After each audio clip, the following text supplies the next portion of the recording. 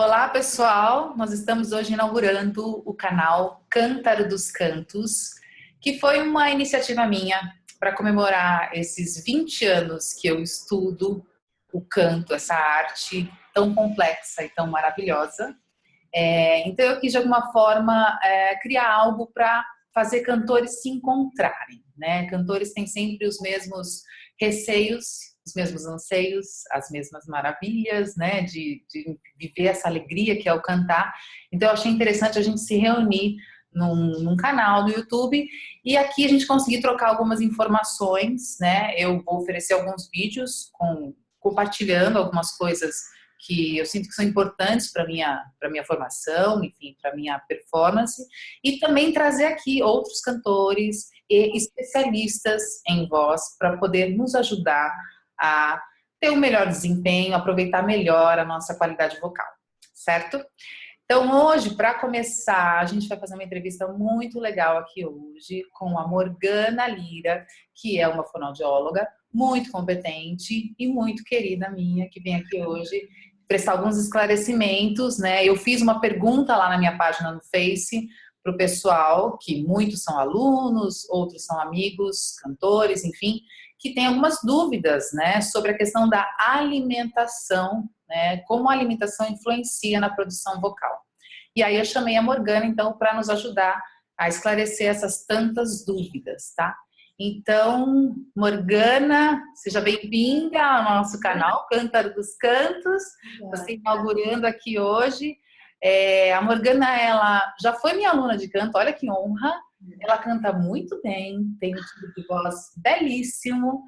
E foi, assim, um período muito gostoso, né, que a gente conviveu. E assim, ela, na verdade, é uma fonoaudióloga com competências para isso. Eu queria que você falasse um pouquinho para a gente, Morgana, a sua especialização. Conta para a gente. Tá bom. Carol, primeiro, obrigada por ter me convidado. Eu achei sensacional a ideia do canal e fiquei muito honrada de saber, inclusive, que é a primeira entrevista que você faz para o seu canal, né? Fiquei feliz mesmo, obrigada. E, na verdade, foi uma honra para mim ser aluna sua. Você sabe que eu admiro muito seu trabalho. Eu acompanho o trabalho mais recente, estou acompanhando pelas redes sociais em breve. Quero ver ao vivo como é que tá, que eu sei que deve estar muito lindo. Então, eu te agradeço de coração mesmo. Bom dia para todo mundo, para os seus ouvintes também, né, do seu canal. Então, vamos lá. Eu sou fonoaudióloga, já tem 11 anos, né? Primeiro eu comecei a estudar na Unesp, graduação, lá em Maria, e me transferi para cá, vim terminar meus estudos na Unifesp, na Universidade Federal de São Paulo. Aí, depois disso, eu fiz alguns cursos de aprimoramento e de especialização. Os principais foram cursos para atuar em ambiente hospitalar, com adultos, que eu achava que ia ser o meu foco, assim, de recém-formada, né? Pacientes que tinham dificuldade de se alimentar depois de câncer, ou depois de algum tipo de cirurgia, ou problemas neurológicos, né? E depois disso eu fui, na verdade, descobrindo de fato o que eu queria fazer. Eu já era envolvida com música há algum tempo, né? Desde a época da faculdade, porque eu cantei por 10 anos no Coral Unifesp, que você conhece, né? Regido pelo... eu sou bem suspeita para falar deles, porque eu acho que é um trabalho muito bacana, né? Mas eu cantei lá como soprano 10 anos, sob a regência do Edu Fernandes. Então, eu tinha já um envolvimento com voz e um gosto, né, por essa arte muito forte, assim. Então, acabei que fui mudando essa minha escolha profissional e fui me direcionando para outras coisas. Me direcionei basicamente para voz, mais especificamente voz profissional, e para um trabalho com bebês, que é totalmente oposto, né? Então, hoje, eu fiz esse curso de especialização em disfagia, depois eu fiz um curso de aprimoramento em voz profissional mesmo, né, no Cefac. Fiz curso de neonatologia para trabalhar com os bebês. Então, hoje a minha atuação como fonoaudióloga é essa. Eu trabalho com bebês que têm dificuldade de amamentação, né, aleitamento materno, orientação, bebê que não consegue se alimentar por boca, por exemplo, e com voz profissional, que são bem distintas, mas são duas paixões da minha vida atualmente, assim. Com voz profissional, eu trabalho mais com cantores, com atores, dubladores. É mais ou menos assim agora a minha experiência, um número maior, né, de pessoas que eu atendo. E além disso, atualmente eu sou professora na FMU no curso de musicoterapia. E lá, o que que eu faço? Eu dou a minha visão fonoaudiológica para os pacientes que eles vão tratar. Então, pacientes que têm problemas de voz mesmo, ou de linguagem, pacientes com síndromes, né? Basicamente, é isso que eu faço hoje. Maravilha, Morgana. Obrigada mesmo por estar aqui hoje, Imagina. compartilhar todos os seus conhecimentos com a gente. E Obrigada. assim, como eu disse, tem muitas perguntas, as pessoas têm muitas dúvidas. Vamos lá, vamos lá. Vamos começar logo, né? Bom, o nosso tema é a alimentação, como ela influencia na produção vocal. Certo. Então, eu queria que você desse uma introduçãozinha para explicar por que que os alimentos realmente influenciam, o que é. Tenta explicar para a gente por que que, então, minha voz pode se alterar em relação à minha alimentação. Tá certo. Então é o seguinte, Carol, a nossa voz, ela é produzida por um aparelho que não é muito específico, vamos dizer assim, né? Porque a gente tem anatomicamente as cordas vocais, né? O popular cordas vocais são as pregas vocais, e o trato vocal como principais agentes de produção dessa voz. Então a gente tem as pregas vocais como uma fonte, né? Fazendo a vibração. A gente até pode falar disso mais especificamente em algum outro momento, mas dando uma visão geral. E o filtro, que são as outras estruturas que modificam essa voz, né? Então, cavidade nasal, cavidade oral, faringe, enfim.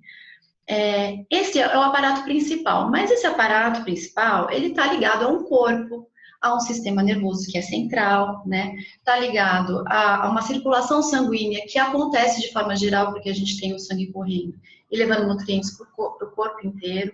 Então, não tem como a gente achar que a gente pode, como dizer assim, desvincular, né? Um sistema que é fonador, aparelho fonador, dos demais. Então, tudo, exatamente tudo que a gente ingere, tudo que a gente respira, tudo que a gente faz com o corpo, em termos de movimento, influencia na produção vocal. É muito, muito difícil mesmo fazer um isolamento disso, né?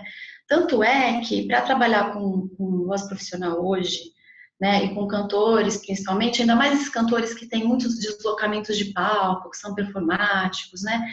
A gente, por exemplo, não faz um trabalho apenas de voz. A gente tenta fazer uma parceria, por exemplo, com educadores físicos, com fisioterapeutas, para dar um suporte também de condicionamento físico global, para a pessoa conseguir manter uma qualidade vocal numa demanda de esforço corporal muito grande, né? Só para ter um exemplo de como que o sistêmico influencia no aparelho fonador, né?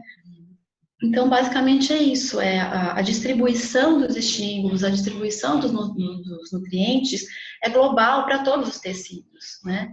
E a nossa laringe, o nosso trato vocal é formado de quê? De osso, cartilagem, músculo, né, mucosa, que são tecidos que têm esse fornecimento sanguíneo de nutrientes que é geral mesmo.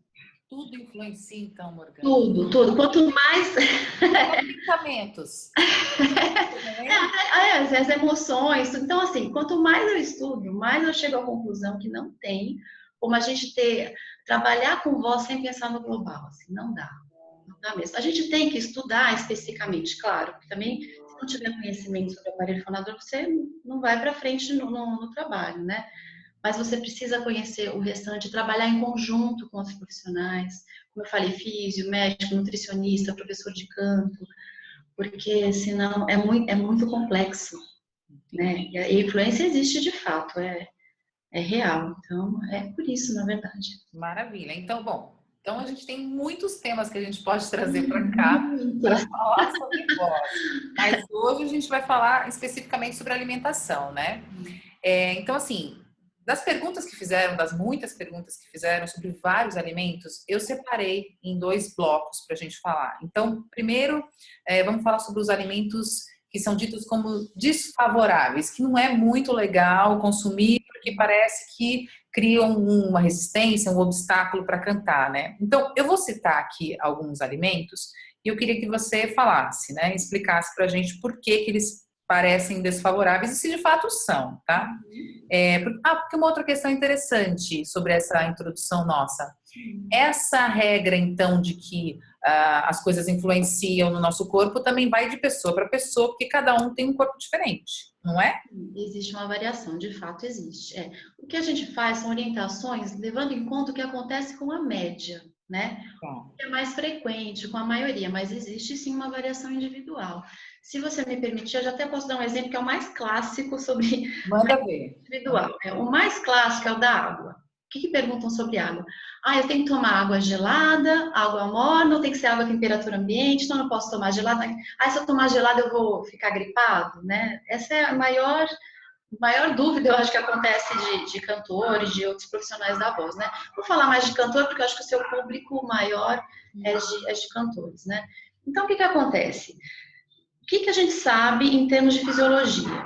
Que variações bruscas de temperatura, né, instabilidade de temperatura, faz com que o organismo reaja de uma certa forma. Às vezes o sistema imunológico não consegue acompanhar essa variação e você pode sim ficar doente se você já tiver, né, o agente da doença próximo, você estiver suscetível de alguma forma. Né? Então, já tem um vírus perto, já tem uma bactéria perto, você pode ficar doente. Ok. Isso é uma coisa. Mas acontece que cada organismo vai ter essa reação do sistema imunológico acontecendo de uma certa forma. Então, para uma pessoa, por exemplo, tomar água gelada, tem pessoas que têm esse relato muito firme, assim. Eu tomo um copo de água gelada, na outra, assim, na hora seguinte eu já estou espirrando, eu já estou mal, né?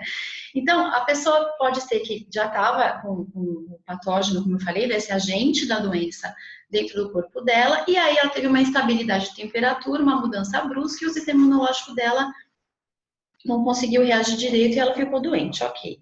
Agora, tem pessoas que, por exemplo, para ter a sensação de que está com a boquinha um pouquinho mais limpa, que tem menos secreção, só consegue com água gelada e não fica com essa sensação de espirro, de coriza, né? Então, essa é a mais clássica, assim, não dá para a gente dizer não tome água gelada, né? O que dá para a gente dizer? Observe a sua reação. Você fica bem? Ou você começa, por exemplo, a sentir que seu nariz está cheio de secreção e aí a ressonância, né, fica comprometida? Então, o da água é o exemplo mais comum, que algumas pessoas não sentem nada, outras ficam com gripe, outras sentem que a secreção fica grossa, né, a secreção na boca, no nariz, que a saliva fica grossa. Então, isso a é questão da água é bastante variável. A água gelada, né? água gelada. É claro que, assim, o que a gente orienta para evitar qualquer problema é tentar evitar os extremos. Né? Então, água muito gelada, assim, a água já está gelada, eu vou lá e coloco mais 5 pedras de gelo, né? Água muito gelada e água quente, porque parece que não, mas tem pessoas que falam, né? Ah, não, mas a minha fono falou que não posso tomar água gelada, então toma água quente. Já ouvi casos assim, a pessoa vai lá e esquenta água no micro-ondas para tomar água quente como se fosse um chá, né? Mas só sem a infusão, assim, é só a água.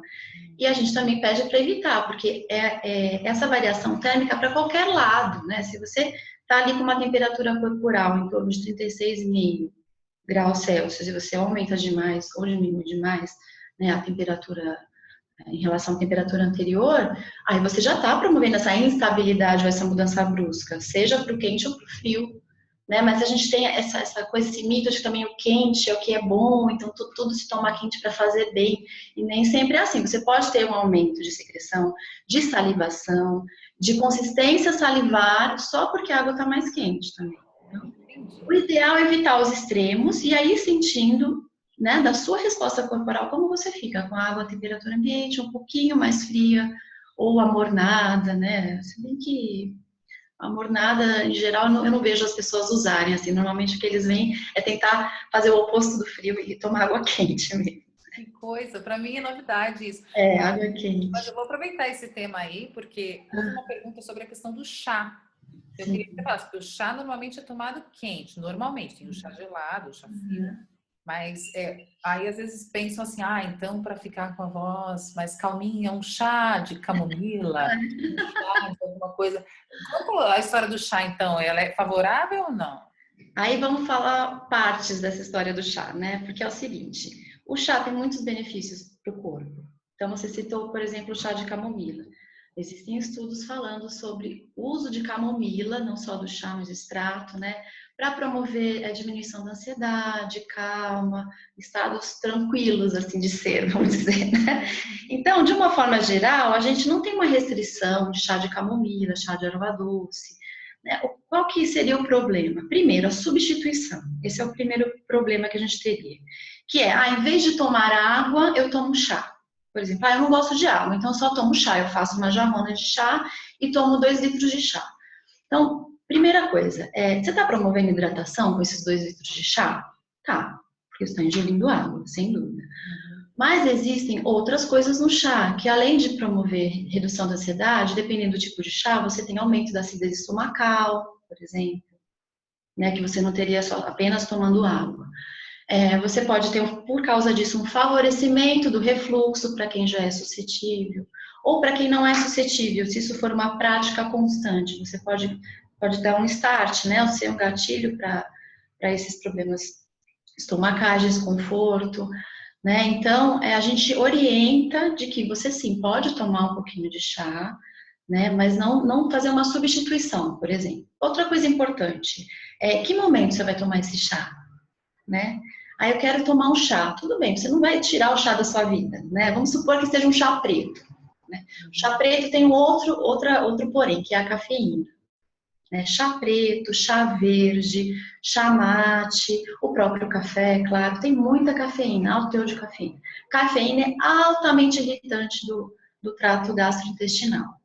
Então, a gente também não indica por isso, né? Que você tomar um chá preto e um café não tem muita diferença em termos de quantidade de miligrama de cafeína por ml, né? Então, a gente pede para a pessoa evitar. Agora, não quer dizer, como eu falei, que você vai tirar o chá, o café da sua vida. Tem que ser escolhido o momento de tomar, né? Eu não diria, por exemplo, um cantor, toma um chá preto, né, um chá mate, ou um café antes de você se apresentar. Porque isso também é uma prática comum. Às vezes a pessoa faz o aquecimento, tá num programa de condicionamento vocal, tá tudo lindo, e aí, antes de cantar, toma uma bebida quente, que além da questão da temperatura, né, tem a cafeína, por exemplo. E aí você pode ter um prejuízo do desempenho vocal por isso, ressecamento de mucosa e pela reação que você vai ter no trato gastrointestinal de acidez mesmo. Morgana, mas perguntaram muito sobre a questão também de quanto tempo, por exemplo, a gente vai falar de outros alimentos, mas a gente começou falando da história do chá e, por exemplo, chá preto, ou mesmo café, que também foi citado por conta da cafeína. Quanto tempo que a pessoa não pode, então, ingerir esse alimento antes da apresentação? Porque, tipo, de manhã não posso tomar meu café da manhã e eu tenho apresentação à noite, né? Como que funciona a questão do tempo?